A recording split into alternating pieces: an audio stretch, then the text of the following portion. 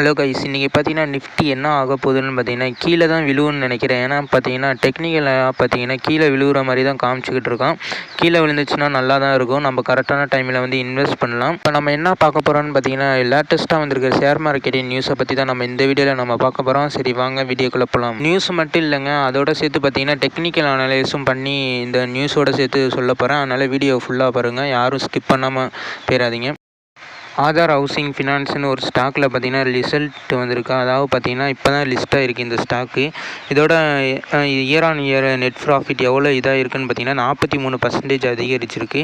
Technical analyse இதில் பண்ணலான்னு பார்த்தீங்கன்னா இப்போ தான் லிஸ்ட்டாக இருக்குது, 1 வீக்காக தான் ஆகிருக்குன்னு நினைக்கிறேன்.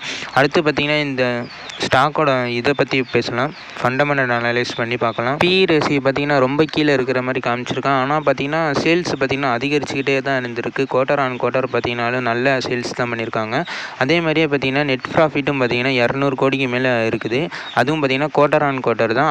அடுத்ததான் நம்ம பார்க்க போகிறது ப்ராஃபிட் அண்ட் லாஸ் பார்த்தீங்கன்னா அதுவும் நல்லா தான் இருக்குது. 1000 கோடிக்கு ஆரம்பிச்சது, இப்போ பார்த்தீங்கன்னா 2500 கோடி கிட்டே இருக்குது. அதுவும் இல்லாமல் அதுவும் இல்லாமல் பார்த்தீங்கன்னா ப்ராஃபிட்டும் பார்த்தீங்கன்னா அப்படியே 700 கிட்ட வந்திருக்க பாருங்கள். காம்பவுண்டிங் ப்ராஃபிட் பார்த்தீங்கன்னா 5 இயர்ஸில் பார்த்தீங்கன்னா 34% அதிகரிச்சிருக்கு. அதேமாதிரி ரிட்டர்ன் ஆன் ஈக்விட்டியும் ஆவரேஜாக இருக்குது.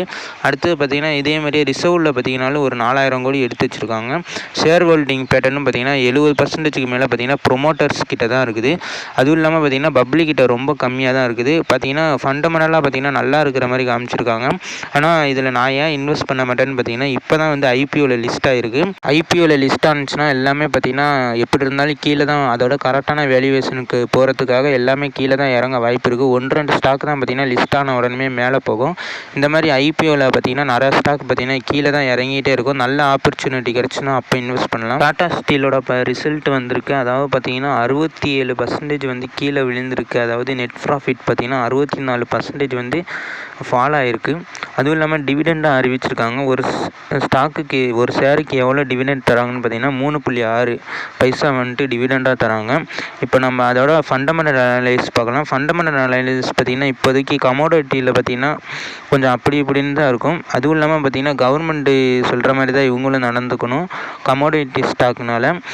அடுத்தது பார்த்திங்கன்னா இப்போ ஃபண்டமெண்டலாக பார்த்திங்கன்னா டெக்னிக்கலாக பார்த்திங்கன்னா சப்போர்ட்டில் எப்படி விழுந்திருக்குன்னு பாருங்கள். பல வருஷமாக பார்த்திங்கன்னா சப்போர்ட்டில் தொட்டு மேலே போயிருக்கான். அதுவும் இல்லாமல் பிரேக் பண்ணதுக்கப்புறம் ரொம்ப மேலே போயிடுச்சு டாடா ஸ்டீலு.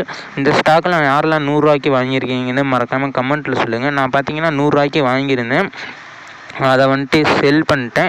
இப்போ பார்த்தீங்கன்னா இப்போ செல் பண்ணலாமான்னு பார்த்தீங்கன்னா நீங்கள் செல் பண்ணுறது உங்கள் விருப்பம் தான். அதுவும் இல்லாமல் பார்த்தீங்கன்னா ஆல் டைம் ஹையில் தான் இருக்குது இந்த ஸ்டாக்கு. இப்போ நீங்கள் செல் பண்ணால் கூட உங்களுக்கு ப்ராஃபிட் தான். அதுக்கப்புறம் பார்த்தீங்கன்னா ஃபண்டமெண்டலாக கொஞ்சம் வீக் ஆகிருக்கு.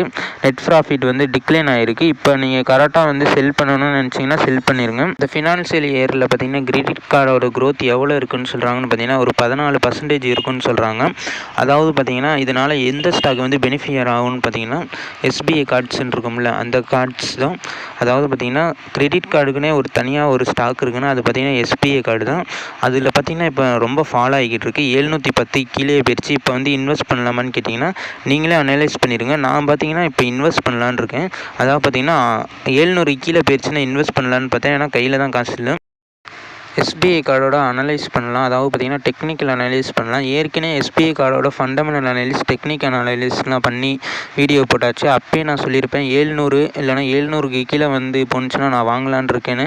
இப்போ பார்த்திங்கன்னா 700 கீழே தான் ட்ரேட் ஆகிட்டு இருக்கு. அதுவும் இல்லாமல் பார்த்திங்கன்னா நான் ஒரு சப்போர்ட் மாதிரி ஒரு குடிச்சிருக்கேன்ல, அங்கே வந்துச்சுன்னா இன்வெஸ்ட் பண்ணுங்கள். இன்வெஸ்ட் பண்ணுறதுக்கு முன்னாடி நீங்களே அனலைஸ் பண்ணி இன்வெஸ்ட் பண்ணிக்கோங்க. அடுத்து பார்த்திங்கன்னா அங்கேருந்து மறுபடியும் பழைய ஹை கிட்ட போனாலே எவ்வளோ பர்சன்டேஜ் இருக்குதுன்னு பார்த்திங்கன்னா ஒரு 35% வந்து ரிட்டர்ன் கிடைக்க வாய்ப்பு இருக்குது. ஆனால் வந்துட்டு இது எத்தனை நாளுக்குள்ளே நடக்கும்னு தெரில. ஏன்னா நிறையா வாட்டி சப்போர்ட்டில் வந்து பட்டது உடனே மேலே தான் போயிருக்காங்க.